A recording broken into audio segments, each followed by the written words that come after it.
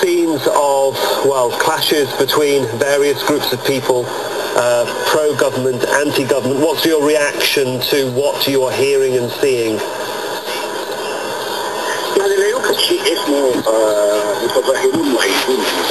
There are no pro-Mubarak. They are merely thugs, gangs, and security personnel. The rest, and what is happening in Tahrir Square now is a crime perpetrated by Mubarak and his regime. It is another crime perpetrated by him.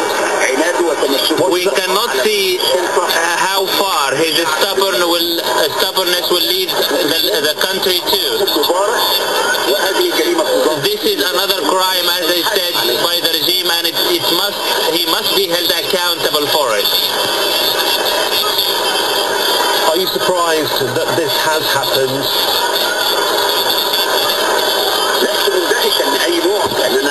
No, not at all. Simply for the reason that I'm aware of the nature of this regime. It is a murderous. So what are the opposition going to do now? You had a considerable stance in that you would not talk to officials until the president stood down. What do you actually think you're going to do now? We are very peaceful demonstrators. We are very peaceful opposition. We have many demands. On top of these demands is Mubarak to be toppled, to be stepped down and stand trial. Without this demand materialized, we cannot engage in any dialogue.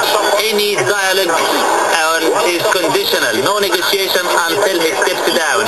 No negotiation until the Mubarak and his regime stand trial and be held accountable. He does not want to step down and put an end to this bloodshed.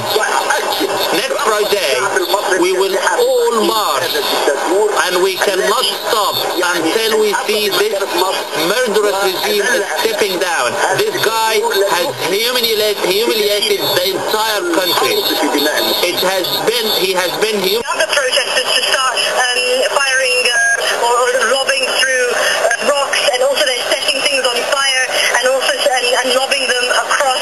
Now the problem is this, that every time that happens, people start running back, so there's a stampede, and all these cordons are now doing is crushing people against them, people who really are just trying to get out of the way but have been caught in this intense clashes in the middle of Cairo. Thanks very much. To give us certainly a brief update there. Let's get to Joe Stork now, who's part of Human Rights Watch up in the Middle East. Joe, I'm not quite sure whether you can see the pictures that we're transmitting here on Al Jazeera English, but there are also...